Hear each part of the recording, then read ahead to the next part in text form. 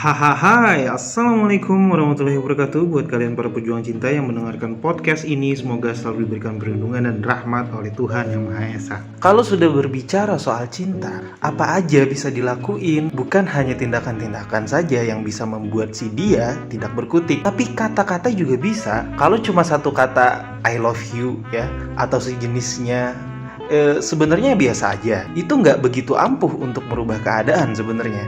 Kesannya sudah biasa dan hanya bersifat kayak menenangkan doang gitu. Tapi walaupun begitu, tetap bersifat wajib ya. Dan pada beberapa keadaan bisa juga menjadi sebuah kata yang sakti.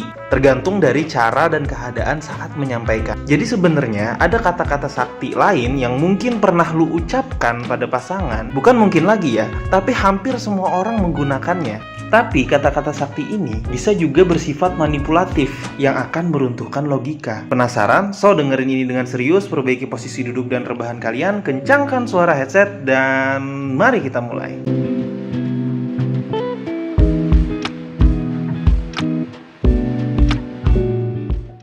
Kata sakti yang bakal gue sampein ke kalian dalam video kali ini bersifat substansial ya. Bisa jadi positif, bisa juga jadi negatif, tergantung variabel di belakangnya. Kata sakti yang pertama yang bisa meruntuhkan logika adalah kamu tidak percaya lagi sama aku. Wow.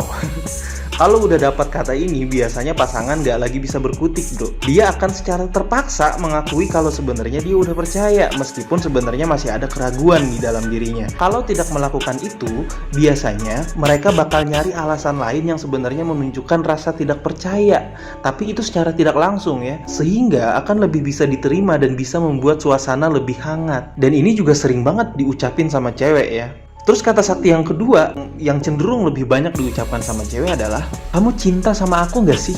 Hati-hati nih, ini bisa meruntuhkan logika juga, tapi bisa bersifat positif juga. Jadi ini adalah salah satu rangkaian kata sakti yang sering diucapin. Biasanya digunakan saat kondisi sedang terdesak dan tidak ada jalan lain untuk mengatasinya. Misalnya nih, saat punya keinginan tapi nggak dituruti pasangan. Nah, kita pakai tuh kata-kata itu. Besar kemungkinan bisa lebih membuat pasangan mengerti seberapa ingin kita terhadap permintaan itu.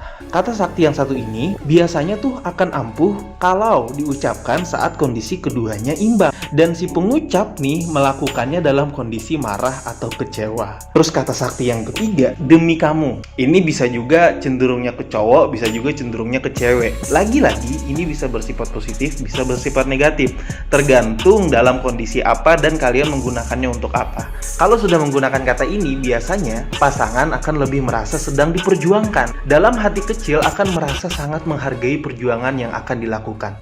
Kalaupun nggak menanggapi juga nih, sebenarnya itu berdasarkan kekuatan posisi atau dari kebiasaan aja. Tapi orang yang tetap apa adanya dalam cinta akan menunjukkan sikap menghormati jika mendapatkan kata seperti itu dari pasangannya. Terus yang keempat, kata sumpah atau sejenisnya lah. Menggunakan kata sumpah nih dalam sebuah hubungan ya, atau sejenisnya hingga bawa nama Tuhan ya, ini udah nggak asing lagi ya bagi kalian di luar sana yang berpacaran atau yang sudah menjadi suami istri.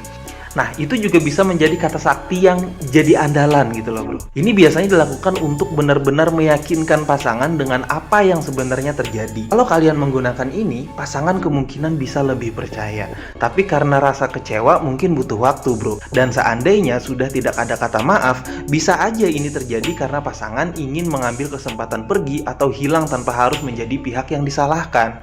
Jadi dia sengaja ngelakuin itu.